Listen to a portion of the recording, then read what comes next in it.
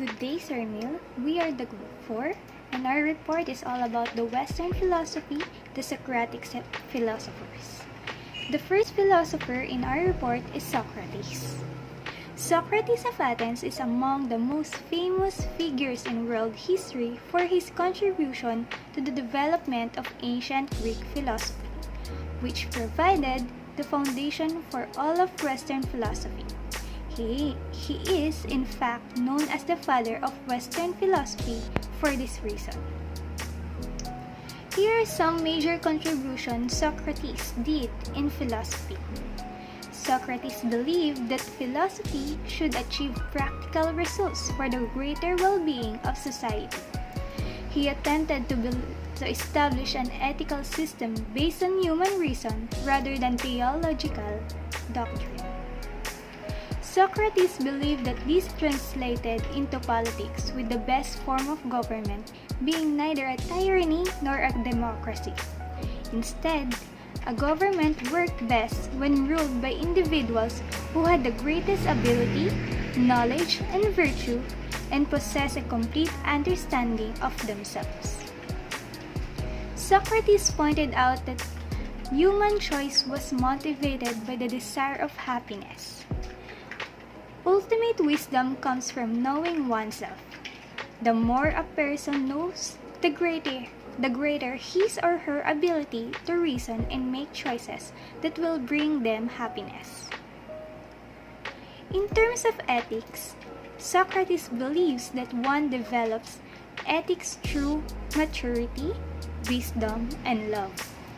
Socrates introduced the concept of teaching ethics and acceptable standards of conduct and had a profound and lasting impact on the course of Western philosophy and history ever since. He believed virtue was found primarily in human relationships, love and friendship, not through material gains. Socrates also equated knowledge with virtue, which ultimately leads to ethical conduct. He believed that the only life worth living was one that was rigorously examined. He looked for principles and actions that were worth living by, creating an ethical base upon which decisions should be made. Throughout the history, each era has had within it a resounding voice, a figure who embodies the very essence of that age. And when we look back to the vibrancy of Periclean Greece, we can say without doubt that it is Plato who we hear. It is his work that brought philosophy out of the dark corner of the academe.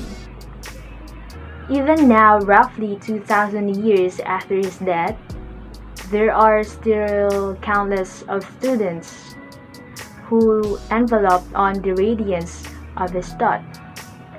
So let us keep into the light and discover Plato and his major ethical philosophy and contributions to ethics. Plato maintained a virtue-based eudaimonistic conceptions of ethics. Eudaimonistic, in short, means an approach to ethics that focuses primarily on the eudaimonia, or variously translated as happiness in English, or flourishing, or well-being, and generally understood as the highest human good. Ancient Greek ethical thinkers were eudaimonistic in this broad sense. So let us know straight ahead into some ethical philosophies. The first one, he nowhere defines the concept or makes it the direct target of investigation, but introduces it in an oblique way in the pursuit of other questions. The second, the treatment of the human good varies in the different dialogues, so that readers find themselves confronted with the problem of what to make of the discrepancies in other works. The next one is all about the virtue ethics, or what we also call the Plato's ethics. Plato's ethics, it says here that the human behavior flows from three main sources, which is the desire, emotion, and knowledge. Virtue ethics says that the reasoning of what is moral is decided by the person instead by the rules or consequences. You decide what is moral and right, not by what will happen. According to Plato, there are three parts of soul. It is divided into three parts, which are the reason, spirit, and appetite. The reason, it is our thinking ability and judgment. Spirit itself, it is our emotional ability to feel empathy. And the appetite, which is all about our desires. Also, according to him, we should balance these three parts. Also, according to him, we should balance these three parts of our souls to make good decisions and moral choices. Okay, so another one is all about his major contributions to ethics. So what are Plato's major contributions to ethics? In ethics, Plato believed that wisdom is the basic virtue, and with it, one can unify all virtues into a whole.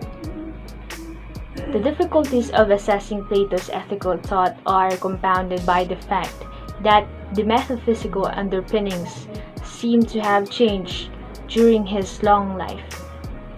Like most of the philosophers, Plato maintains a virtue-based eudaimonistic conceptions of ethics, like what I said a while ago.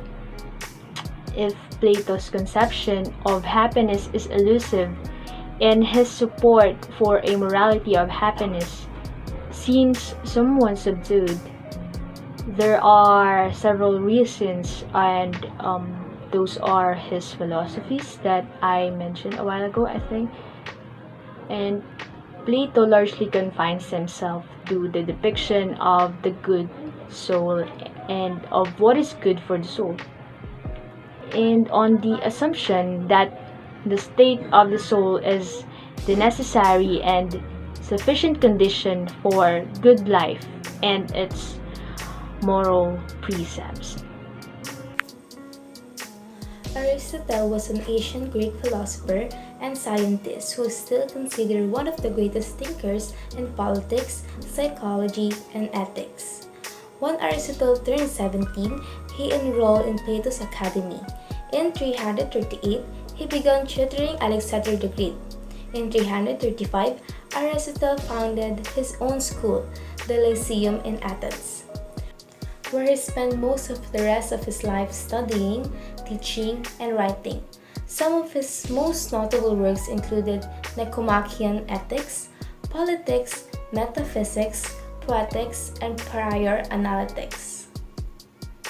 Athens. Aristotle enrolled in Plato's Academy, Greece's premier learning institution, and proved an exemplary scholar. Aristotle maintained a relationship with Greek philosopher Plato, himself a student of Socrates, and his academy for 2 decades. Plato died in 347 before Christ because Aristotle had disagreed with some of Plato's philosophical treatises. Aristotle did not inherit the position of the rector of the academy as many imagined he would. Aristotle is a towering figure in ancient Greek philosophy who made important contributions to logic, criticism, rhetoric, physics, biology, psychology, mathematics, metaphysics, ethics, and politics. He was a student of Plato for 20 years, but is famous for rejecting Plato's theory of forms. He was more empirically minded than Plato and Plato's teacher, Socrates. Like Plato, he regards the ethical virtues, justice, courage, temperance, and so on, as complex rational, emotional, and social skills. But he rejects Plato's idea that to be completely virtuous, one must acquire through a training in the science, mathematics, and philosophy, an understanding of what goodness is. Thank you very much. Have a great day!